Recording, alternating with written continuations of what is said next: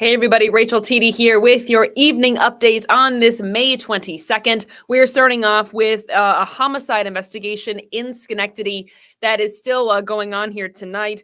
Investigators say they found a woman who had been shot several times at a home on Crane Street. You're seeing that on your screen right now. Police are not releasing a name right now, but they're saying she's in her 30s. The victim is a mother. Police arrived at 953 Crane Street at 11:11 for a welfare check. They found the woman shot and she was pronounced dead at the scene. Nobody has been arrested. So police say if you know anything about this shooting, please give Schenectady police a call. We also have more breaking news when it comes to the Albany Empire. I feel like we talk about this constantly. Let me bring in Rodger Wyland right now. And Rodger, this is a story that just keeps on going. Yeah, hopefully it's over with now because they do have another new head coach. But the weekend ended with Tom Menas resigning and then calling Antonio Brown, okay, who's your next head coach going to be? And he brought up the name John Adino.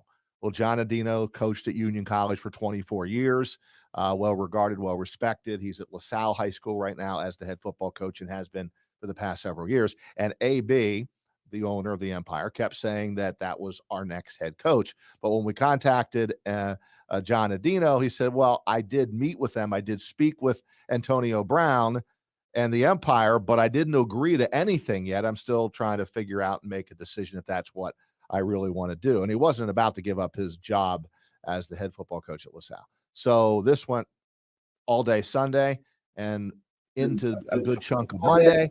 AB was still saying that John Adino was going to be the coach. And then finally at 3:45 this afternoon, John Adino called me and said, I'm definitely not the head coach. I just spoke to Antonio Brown. I'm taking my name out of it. So I immediately called Antonio Brown and said, okay, John Adino has told you he's not going to coach. Who's the next head coach? And his name is Pete Porcelli. And now he's the new head football coach.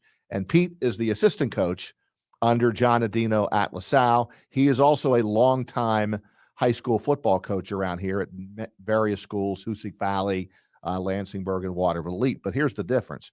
He has ties to the Arena League. Pete Porcelli played on the first Firebirds team, Albany Firebirds, Arena Football League team, back in the early 90s. And then he also coached on an Albany Conquest, which is an AF2 team, another Arena League team, just probably a notch down from the AFL. He coached arena football as an assistant. So you're getting somebody who knows the arena game pretty well. They coached it, and now he's going to be the head coach starting now, and will coach Saturday night when Antonio Brown will be playing, he says, on the field for the Empire. It'll be very interesting to see how this all shakes up because we've had so many changes. I mean, we're going to have an entire timeline at 9 o'clock of all the changes that we've gone through over the last. When did he buy the team? How long has it been? So it's been since March. March. Yeah. Okay. So yeah, early to mid-March is when he came in and said he was going to be, half owner of the team along with Mike Corda, and then things obviously have changed since then, and now he is the full owner of the team. Wow. Interesting. Well, Rodger, thank you for the breakdown. It's a ever-evolving story. Of course, I know you'll have updates for us still to come. Well, let me bring in Reid Kisselback because it has been a very kind of a beautiful weekend. A little bit smoky, a little hazy. There was some rain, but also lots of sunshine, a little bit of everything. A little bit of everything. We're going to continue to see a little bit of everything, but not to the extent of as much rain that we saw on Saturday. We still have the hazy skies outside right now. This is our CDPHP first morning cam in Schenectady, sitting at 68. Hazy skies from the wildfires out west in Canada right now, bringing us a light to moderate haze over our region. The little fire mark that you're seeing there right below Albany is from the prescribed burn that the Albany Pine Bush did earlier in the day today. First morning live Doppler radar showing a few spotty showers, not really in our region though. Just outside of our area, we got Delaware County and heading into Massachusetts and Connecticut. Still a chance for a spotty shower, still possible at the moment, but satellite and radar showing us drying out. Cloud cover staying pretty consistent. We'll start to turn more so partly cloudy overnight tonight. And tomorrow itself, we'll start out with a little bit of cloud cover lingering, then we'll turn mostly sunny. And so after a cool start, once again, highs look to reach into the low to mid 70s.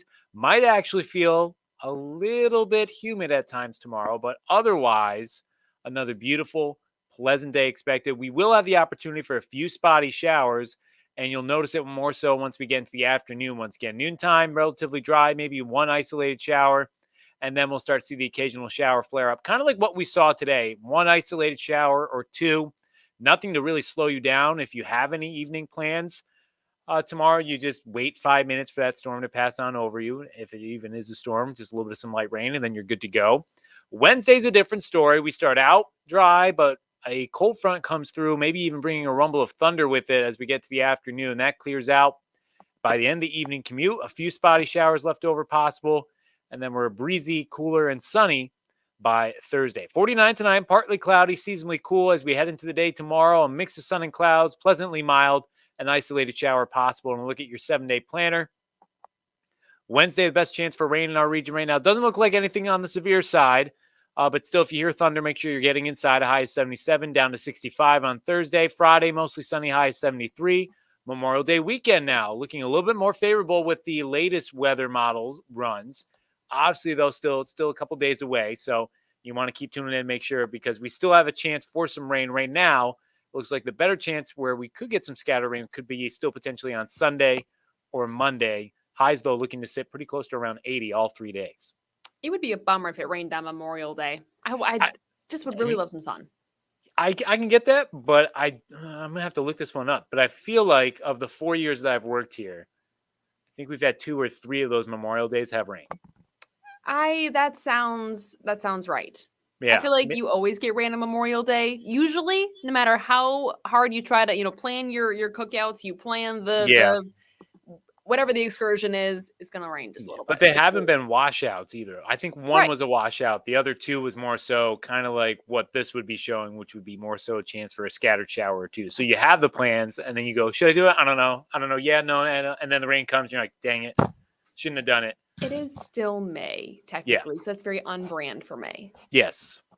All right. This is May saying, like, I'm not ready to go to June yet. So, yeah. Yes. Well, thank you, Reid. Appreciate it. We are covering a lot of stories here tonight. The Schenectady Homicide investigation, the Albany Empire, just ever-changing developments.